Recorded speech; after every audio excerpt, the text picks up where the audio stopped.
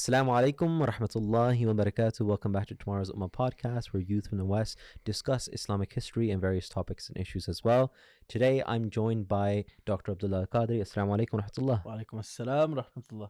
Very excited about today's topic. In the past few episodes, we talked about exploring the battles in Islam and the various. We haven't talked about exploring, I guess we hinted wanted on. to explore it. Yeah, fair enough. And we thought, why not just start, right? Yeah. And the starting chronologically in our Islamic history, from the first battle and the Yawm al-Furqan, the day of decision. Yep. And the Battle of Badr. Yep. So rather than just getting into the battle, let's build some context here, build up the situation that led to it, misconceptions as well as I know I'm calling it misconception out the gate, but let's address if it's a misconception of the events leading up to it. Yeah.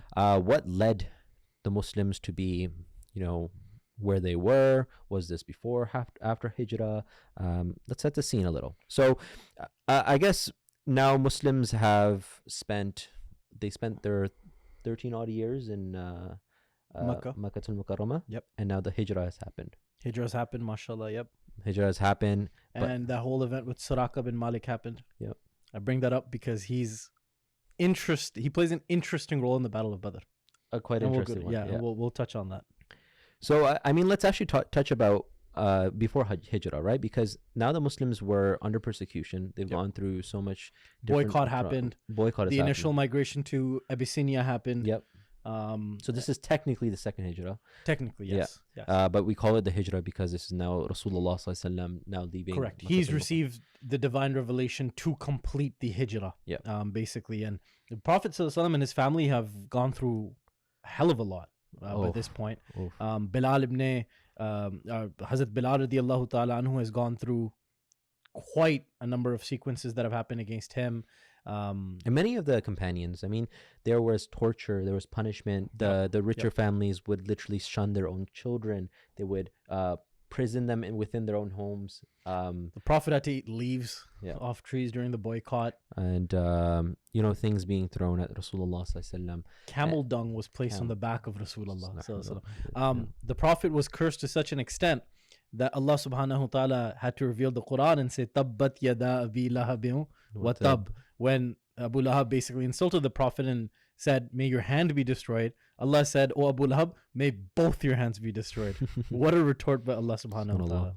And then obviously Surah Qalam, Noon wal qalam wa ma yasturun ma anta bi ni'mati rabbika bi majnoon wa inna laka la ajran ghayra mamnoon wa innaka la ala khuluqin azim. And then Allah goes on to basically call the people of Makkah who were oppressing and who were persecuting the Muslims, specifically who were harming Rasulullah sallallahu alaihi wasallam, a variety of curse words. None that I don't think you've seen bunched up like that in the Quran. Perhaps maybe in Surah Mudassir when the topic is Walid ibn Mughira, but in Surah Qalam, I mean, swine, the son of an illegitimate.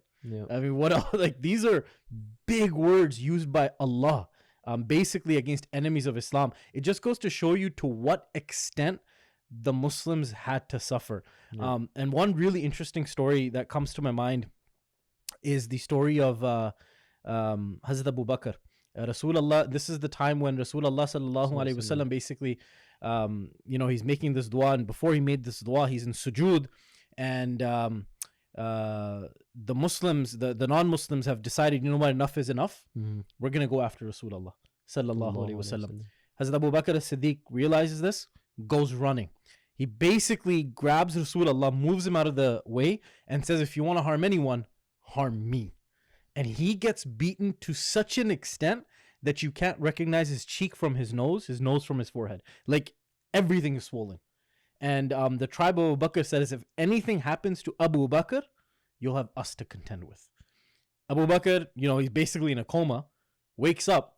The first thing out of this man's lips are, where is Rasulullah? Where is Rasulullah? Sallallahu alayhi wa sallam. And his mother just says, oh Abu Bakr, woe to you. Look at what this man has caused you to go through. And now you're still wondering what he is. He says, I will not eat anything. I will not drink anything. I will not relax until I see Rasulullah is fine. His mother, and there's another woman I forget, but they basically prop him up Yeah. Bring him to the house of Arqam. By this time, Rasulullah has heard. Practically carrying him at the Practically. Rasulullah has heard Abu Bakr is coming, and he's basically, and everyone knows, he comes out of his house. The moment he sees Abu Bakr's face and what he has gone through for Rasulullah, he just starts weeping. That's when he makes the dua, "Oh Allah, bless Islam with either Amr ibn Hisham or Umar ibn al-Khattab." Mm-hmm. And Amr ibn Hisham was Abu Jahl.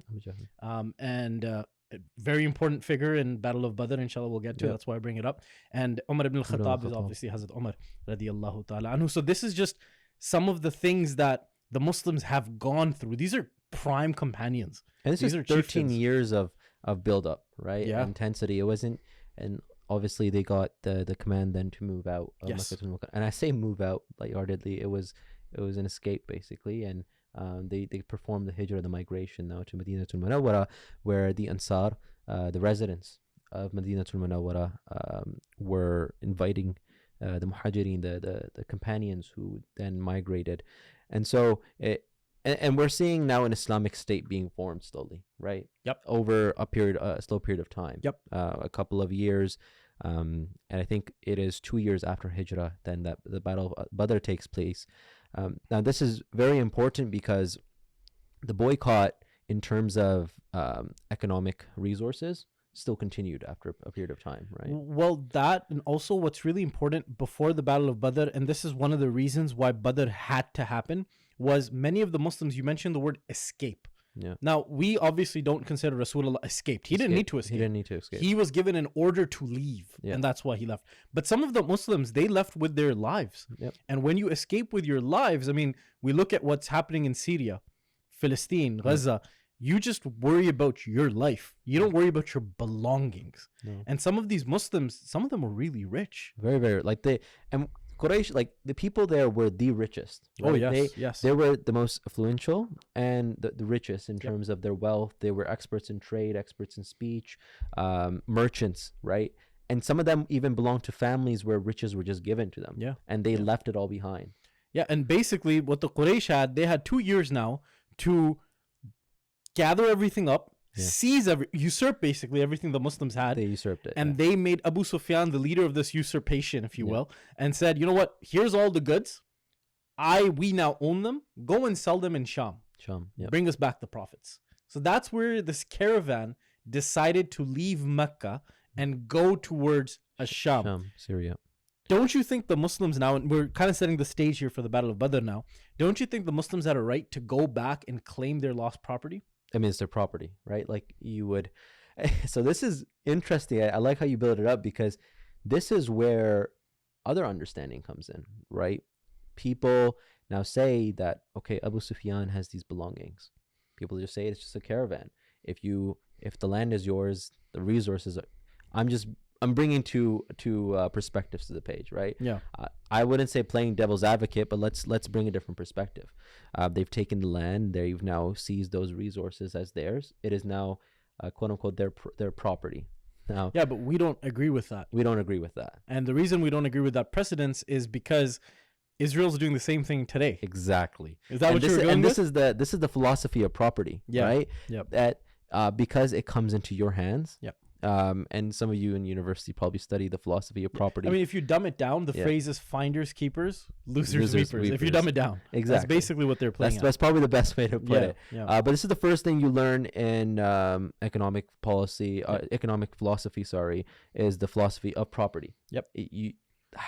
What constitutes as yours. Yep. And that's how America was sort of formed, right? Yep. But we won't get into that. Yeah, we won't get into that. we won't get into that. But this is interesting now because now Abu Sufyan's taking those resources and now he's going to Sham to sell it.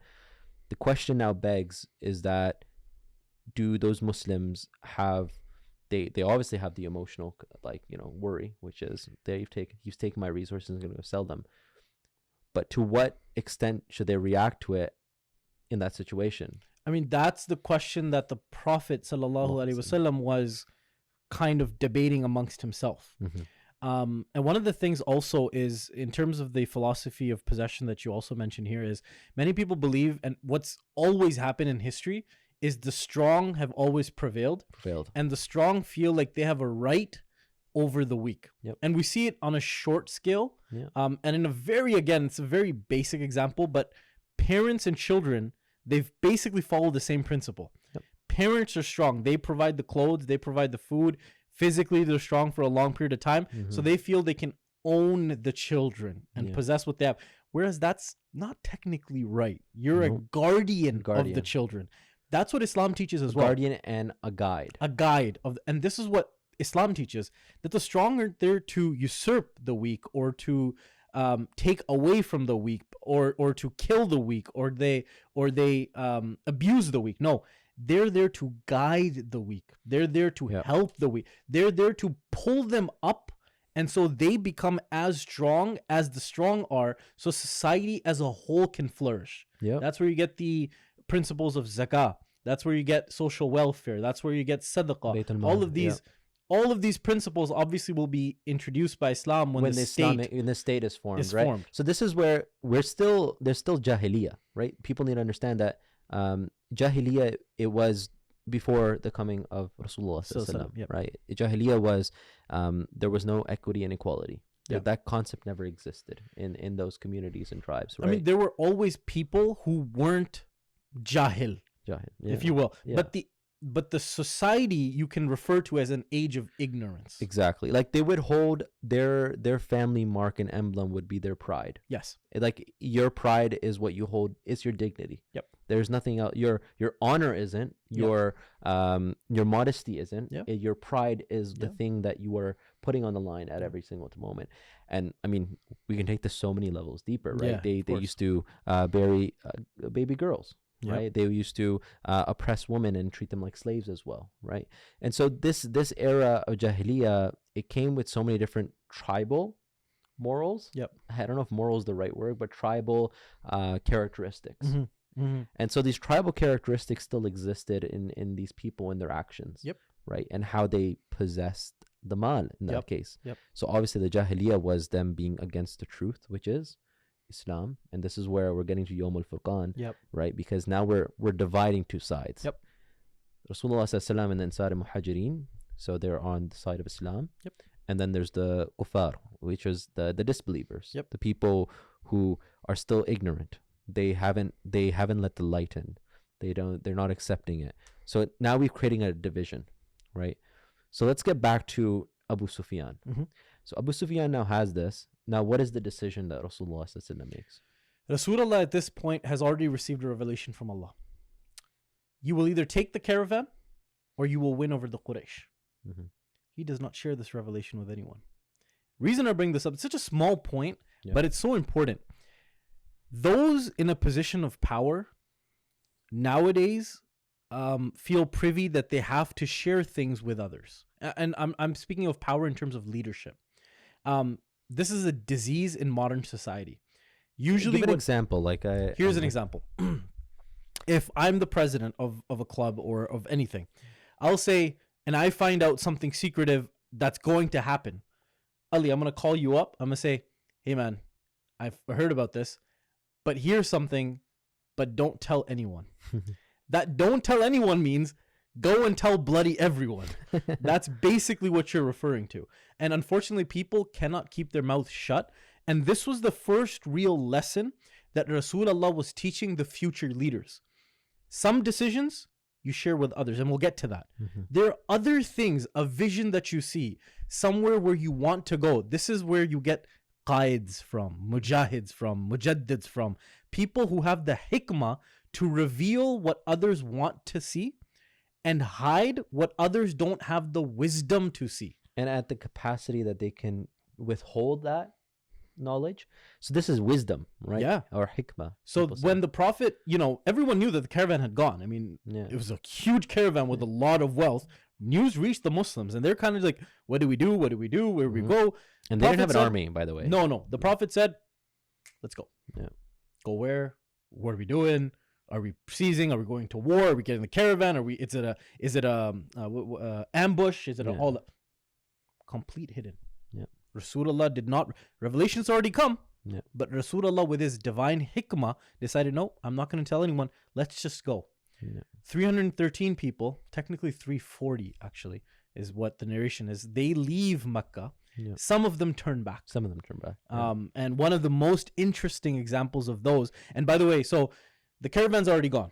The caravan's been missed on the way to Sham. The caravan's now on its way back. Yeah. Rasulullah now leaves.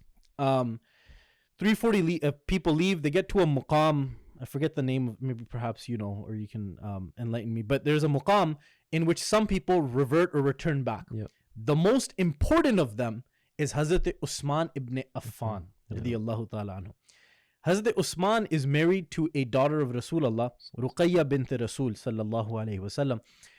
And she's extremely ill and extremely sick. Mm-hmm. Rasulullah says, Usman, go back and tend to your ill wife, i.e., my daughter.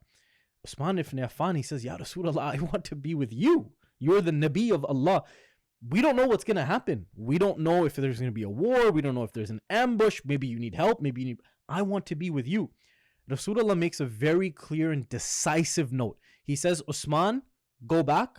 You will receive the reward as if you have joined the Battle of Badr. Mm-hmm. And regardless of what happens, you will achieve the status of the people who have actually entered into the Battle of Badr. Yeah. The reason I bring this up and the reason why this becomes so important is decades later, the Khilafat is of Hazrat Usman ibn Affan. The people come to assassinate him. One of the key points that they use for his assassination to gather people up, he ran away from the Battle of Badr. Misinformation, the fact that the hadiths were not conveyed properly, legitimately, and information that is again not complete. Not that they didn't have, they had the information, they chose to obtain and leave some parts out of it. Manipulation of information. We've been over that in a couple of podcasts anyways. But so that's something really interesting. After he left, 313 people with the Muslims. Two horses. Yeah. I forget the number of camels. Something like that. Some even say 10, but yeah. Yeah, from what I've read, I think it's 2 horses, maybe it's 10, but very small number of horses. Yeah. On the other side, the scouts of Abu Sufyan have heard the Muslims have left Medina. Yeah. Abu Sufyan goes into panic. Keep in mind, most of the riches of the Muslims have now been sold. Yeah. They're not coming back with wealth. Yeah. This information and the wealth has now changed a couple of hands. What happens when wealth changes? This is mine now. Yeah. What do thieves do in today's day and age? I shouldn't say thieves, but how do people get away with tax evasion? You send that money to Barbados, who sends it to Jamaica, who sends it back to Canada. Yeah. I'm not speaking from experience. I'm just saying that's what people do. And so when it comes back legitimately back to them, it's crossed over so many times that you feel that I have a right on this wealth because it's mine. Yeah. Again, just because it's exchange hands. Exchange hands. Yeah. So they're coming back. This is my wealth. Sends a message straight. The fastest rider goes to Mecca. Muslims are coming. Muslims are coming. Help me. Yeah. They gather their forces. How many forces they gather? 1,000 people. 1,300 actually. 1,300. 1,300. With 1,000 horses? Or 1,000 horses? No, 1,000 horses. Oh. Yeah. So that's what I might be wrong, but I'm almost pretty sure it's 100, but 100 horses or whatever. But they had quite a few number of horses. 1,300 people. They get to a point when they reach to Abu Sufyan. Abu Sufyan says, you know what? Look at how many people we have. If you want to go back, some of you can leave. About 300 leave. Mm-hmm. Oh, well, you guys are going to win anyways. There's 300. We're 1,000. They have 2 horses, 10 horses. We have 100 or 1,000, whatever the number is. We're warriors. These guys are, they just did the hijrah. What are they going to do? There were young people. There were elderly people. Yes. There were, some few like young, strong soldiers. Yep. They didn't have the weapon, like the amount of weapons that the Quraysh were bringing. Definitely not the amount of soldiers. The Muslims weren't ready for warfare. Yeah, the Makkans, the Quraysh, they were. That wasn't an army. That was just a combination of people, you could say. Yep. That were. What made them effective was their leader, Rasulullah sallallahu alaihi wasallam. So anyways, they encamp out, Battle of Badr. Here now, he gathers all of his chiefs and all of his generals. He has to speak Rasulullah. And there's actually a point here, a command center is built for Rasulullah. It's called Al-Arish. Yep. It's built for him there, and he begins to devise strategies. What should we do? Should we turn back? Should we lay our claim? Should we just go into battle? many different opinions are coming in. Some of them are, we're not ready for battle. Some of them are, we're here, might as well. We have Jannah. What's really interesting, a really important Sahabi, I've forgotten his name, but he says something really inspiring. He says, Ya Rasulullah, you do what Allah says to do. So you do what you want to do. You will find that we're not like the Bani Israel. Yeah. If you say we fight, we're not like the people of Musa. We will fight. Yeah. We will not turn back. We will not turn back. And some narrations say that was referred to when Rasul took the people to the caravan. Correct. Well. Perhaps. And so this is where we have to realize what's at stake here. Yeah. So these 313 Muslims there, this is Islam. Basically, yeah. This right? is the core of Islam. This is the core of Islam. And Rasulullah is there. Your messenger is there.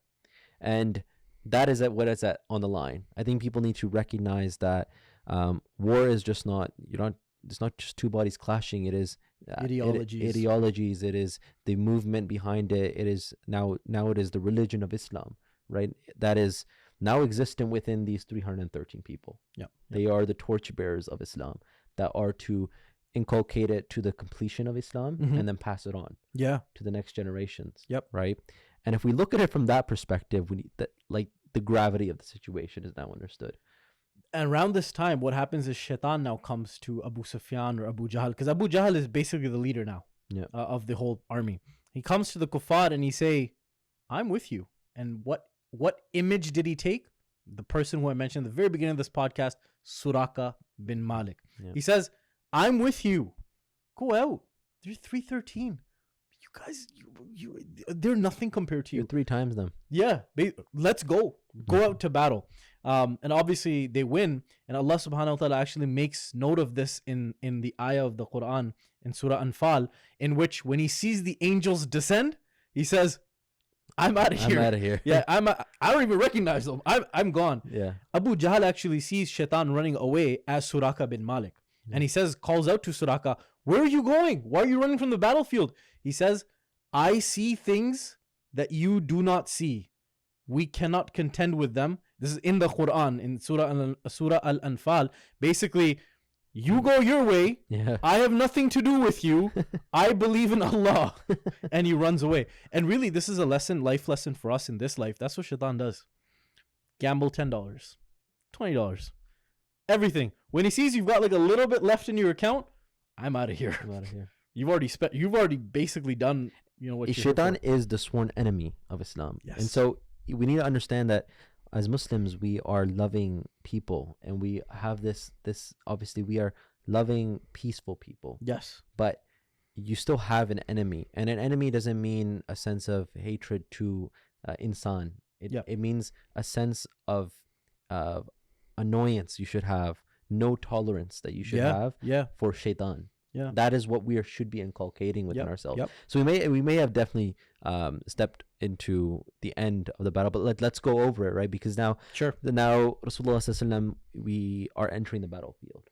Yeah. And remember, the Quraysh had girls, women, lots of jewelry. Yeah. They've won in their minds. Yeah. Like, they're chilling at night. They're dancing. Muslims are getting ready. Yeah. This is the battle. Like, let's go. And so let's talk about the night before now. Rasulullah has now made dua, right? Yep. That, Allah subhanahu wa ta'ala, this is your Islam. This is your Islam. Yep. And, grant victory to these people. And so upon that night, Rasulullah sallallahu alayhi wasallam revealed and got his revelation of, that, but his dua never stopped. Never stopped. So what does that mean? Even if you receive divine revelation, divine help from Allah, that, hey, this is what's going to happen, your dua, you're asking for Allah should never stop. Continue to ask him, even when you have received that which you had asked for. Yeah. Again, another lesson from the Battle of Badr. And Surah Al-Anfal actually narrates that what Rasulullah received, right? Yeah. Bismillah ar-Rahman ar-Rahim. Recall when Allah showed you in your dream the army of the disbelievers as small in number. Yep. And if Allah had shown them to you as greater in number, then, O Muslims, you would have felt dispirited. What is Allah referring to in this in terms of psychology of warfare? Morale, right? Again, Quran has everything. Quran is teaching warfare psychology now to people who want to understand it. Morale plays a big part. Forget the art of war. Yeah, morale plays a big part. Work on it. Yeah. How do you work on it? Here's an example. Here's a perfect example, and here's a perfect example of how now the relationship of how Rasul is beginning the battle and the strategy behind it. Here's Rasulullah exchanging now from the Nabi, but now to a Nabi and a general. Like watch all of him, just the greatness of Rasulullah begin to overflow now, right? And as a general, what is the greatest thing that he did? Do you know? The night before, he said, we're going to make 2 lines. The first line is going to be all bows and archers. The line behind is going to be spears. When they come and when I give the commandment, the bows are going to shoot. When the horses come close, the bows will separate. The spears will come forward. That's strategy. Yep. No one thinks like that in the times of Jahiliyyah. You know what they thought? Kamikaze. Yeah. Go at them. Yeah. That's what the Quraysh did. They would do tribal duels. Yep. And they would just run it. Which did happen. Yeah, which did happen. And now I want to talk about the positioning. Now, the Muslims were positioned in a place where they had control over the water supply. Yep. They dried out the wells that were near their camps. Yes. This is strategy, right? Like 101. Strategy 101. This is next level thinking. Yep. The wells that would provide for those 1,000 soldiers were now dried out. Mm-hmm. They were strategically, Muslims now placed with the water wells around them in their camp, and so they were prepped. Obviously, they were just missing 700 people to clash with them. Yep. But this was not something that we have to now remember. This is Yawm al-Furqan. This is not any other day. This is the day of decision where Allah subhanahu wa ta'ala now has commanded Rasulullah to enter and come to this battlefield. Yep. And to and that you will attain victory in it. And I think people are forgetting that this is a day that is so dense with the miracles. Yeah. Rasulullah. I mean, again, one of the miracles is the angels, right? Yeah. Rasulullah makes the dua, and what does the Quran say? إِذْ تَسْتَغِيثُونَ رَبَّكُمْ فَاسْتَجَابَ لَكُمْ أَنِّي مُمِدُّكُمْ بِأَلْفٍ مِّنَ الْمَلَائِكَةِ مُرْدِفِينَ. Allah subhanahu wa ta'ala says, remember when you cried out to your Lord, referring to Rasulullah, for help. Allah then answered, I will reinforce you with 1,000 angels, followed one by one after one another. Yeah. And that's descending where upon the hills near Badr. Descending upon the hills and the valleys and everything. And there's some stories where the Sahaba they say, we saw him. Yeah. We saw him. We'll refer to it. But there was a storm mid battle. Yeah. Right? Like it was let's build up to it. Yeah. I'm definitely getting ahead of, and I've alhamdulillah, I got the chance to visit the plains of Badr. You can go there, and there the locals, they say that like this hill is where the angels descended. The reason they say it is because not geographically, the geology of it is very, very different. The rock on the hill is smooth as sand versus all the rock on the different hills. It's quite interesting. You can see it for yourself. People actually go to that hill and they take a look at it themselves, and you can have a chance. It's a very beautiful chance to absorb the basically the first battle in Islam, but the day of decree, what made Islam. And I keep on saying Yawm al-Furqan, the day of decision, because we need to build up the lesson, right? What is the actual purpose of the Battle of Badr? What does it show us at the end? And we need to totally understand that. So let's start with the start of the battle. Now the duels are taking place. So the armies are situated basically facing one another. Yep. The Prophet's camp is relatively close to the front line. Yep. Abu Jahl is the leader of the Mushrikeen. He's basically protected. Yeah. Like he's covered himself with all of the best warriors circling far away, as Abu Jahl would, far away from the battle. And what happens is the Prophet sends out 3 people: Hamza bin Abdul Muttalib, Ali ibn Abi Talib, and Ubaydah bin al-Harith. Yeah. And on the Mushrikeen side, 3 people come in. They are Shayba bin Rabi'a, Walid bin Utbah, Utbah bin Rabi'a. Yeah. So they're all kind of connected to one another. Yeah.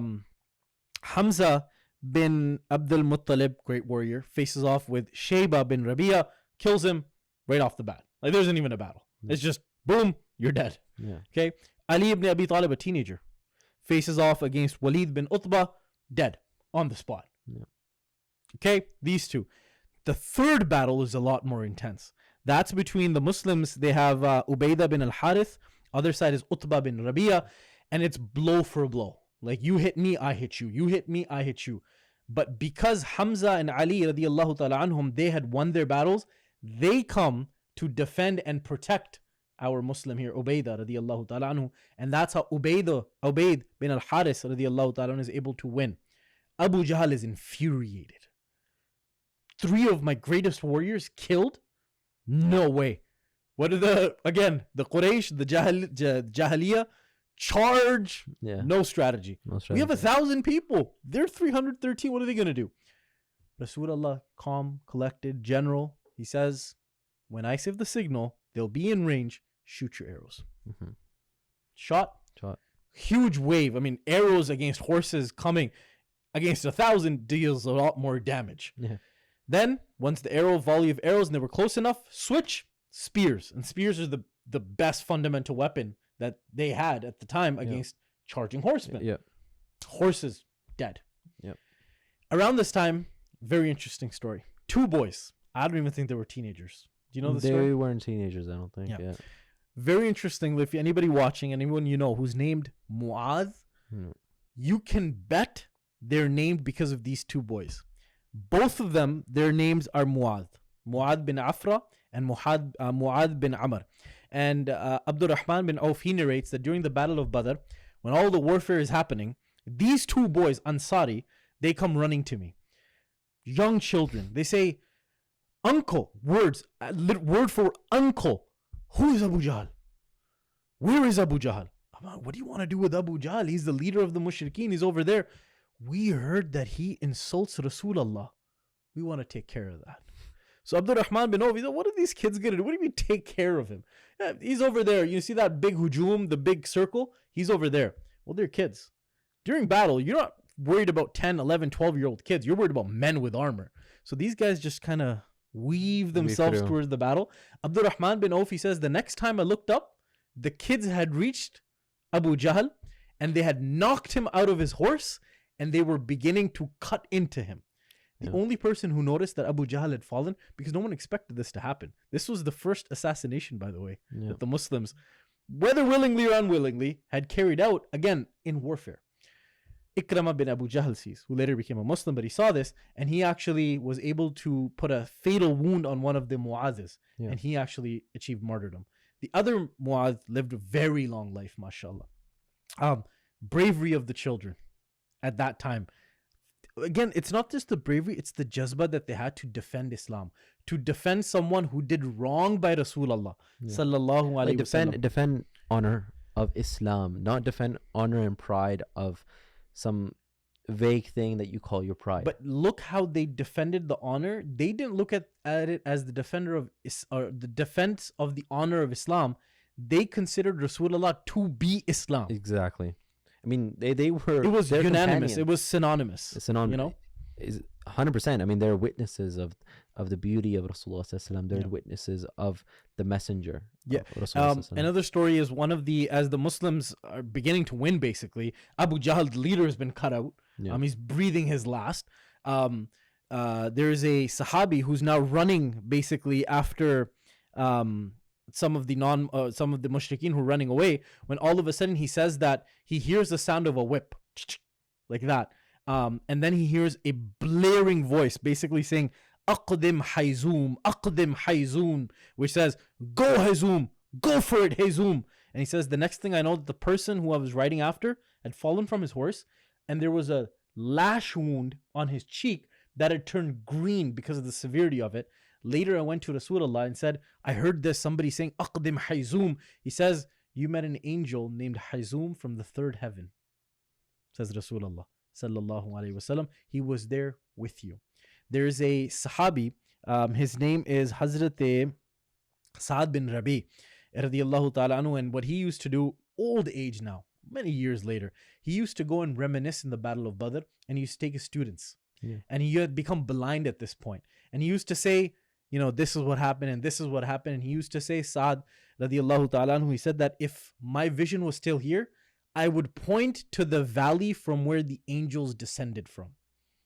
So all of these proofs, the angels were there.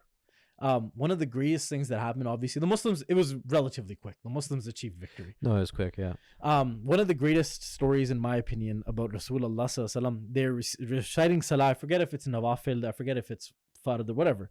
They're reciting salah, and Rasulullah begins to actively laugh in salah. Not act, laugh, smile. Some of the companions behind him see that Rasulullah is smiling. Smiling in salah. Rasulullah is always crying. Why is he smiling? So after salah is ended, Assalamu alaikum, Assalamu alaikum. Ya Rasulullah, we noticed you do something that we've never seen you do before. You smiled during salah. Why? Rasulullah, he says, because in front of me was Jibreel shivering and sweating. And I was laughing at the hal of Jibreel. I was laughing at the condition of Jibreel alayhi salam. Why was Jibreel alayhi salam doing it? He says, because after the battle ended, Jibreel alayhi salam, along with his angels, some say 1,000, some say 5,000, whatever the number is, they went back to their respective places. Jibreel alayhi salam basically went to Allah and said, Ya Allah, my duty is done. Allah, Jalal, Ghazab. He says, Jibreel, I had sent you to Rasulullah. Did you seek the permission of Rasulullah before coming up? Jibreel, scared, comes running back down with all 600 of his wings, shivering, timid, scared, basically asking me permission. Ya Rasulullah, the Muslims have won. Can I leave now? That's the adab that even the angels had for Rasulullah. And who is teaching that adab? Allah subhanahu wa ta'ala. Subhanallah. I mean, this battle is filled with these kind of stories. It's filled with these kind of lessons. We've went through over so many lessons that this teaches you, not only in warfare, psychology, but also in terms of how to live life. How shaitan attacks you, where shaitan goes when he sees we're gonna lose anyways. I'm out of here. And most importantly, standing with the truth. That is the lesson at the end of the day. Is that the falsehood is widespread. Yep. The falsehood is the 1,000. Yeah. It is the majority. Yep. It is out there. It is the one that is delusional in the sense that we are greater in number. We quote unquote have the truth. Look at us. We have the wealth. We have everything in our hand. Yep. We have the money. It's in our possession. We have everything you could talk. We have Makkatul Mukarramah. We have this land. We have everything, but they're still sided with falsehood. And then what are they faced against with? The truth. Yeah. The truth that is Islam, the truth that is Rasulullah sallallahu alaihi wasallam, the truth that is Allah Almighty, the truth that is those thousands of angels descending, right? The truth that led 313 to win against 1,000. And again, Muslims, there were only 14 martyred. 70 killed on the Mushrikeen side, and 70 prisoners. Yeah. And the amount of wealth, because when you lose and when you're running, again, you're not worried about your jewelry. No. And Muslims won this the fair and square way, in a battle. They didn't just leave their belongings in a place out of no, they were there in battle. They brought those possessions. Yeah. Now it's active.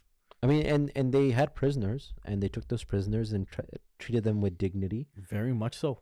They treated them with food that would be considered, an amazing meal now. Like they would feed them. Here's a understanding of how they treated them. Rasulullah sallallahu alaihi wasallam was sleeping. Who's that Ansari young boy who used to always stay in the khidmah of Rasulullah? There's a Sahabi, very young, and he had a nickname as well. Yes, I've forgotten his name. Anyways, a very young companion. He heard Rasulullah crying at night. Yeah. Ya Rasulullah, very young boy. Ya Rasulullah, you're crying. What's wrong? He says, won't you go and loosen the bindings of the prisoners of the Battle of Badr?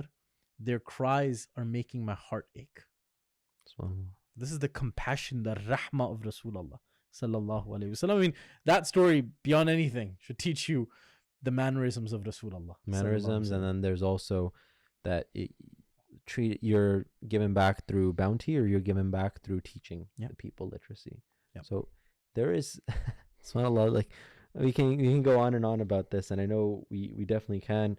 Allah subhanahu wa ta'ala says in Surah Al-Ali Imran, Bismillah ar-Rahman ar-Rahim, and Allah provided you help in the Battle of Badr, whereas you had little resources at that time. Therefore, fear Allah so that you may become grateful. Sadaqallahu al-Azim. MashaAllah. We learn gratitude through this. We learn the importance of standing with the truth.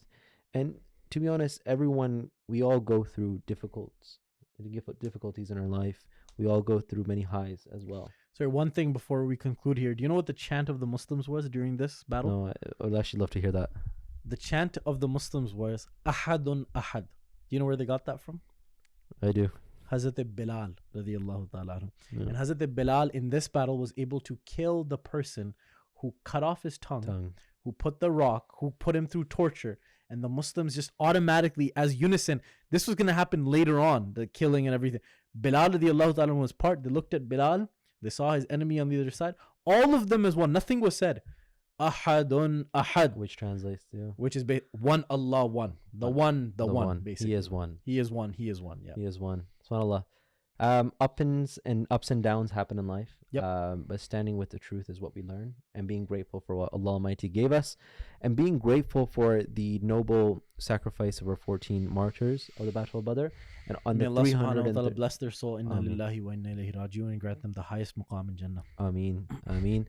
And may Allah Almighty let us follow from the example of the companions 313 that stood on the battlefield of Badr. Ameen. Not from the perspective of battle, not from a misconstrued way of people saying there is violence of any sort, but standing with truth, and always standing with the love for Rasulullah, the love for Allah Almighty, and the love for Islam as well. May we all learn from this.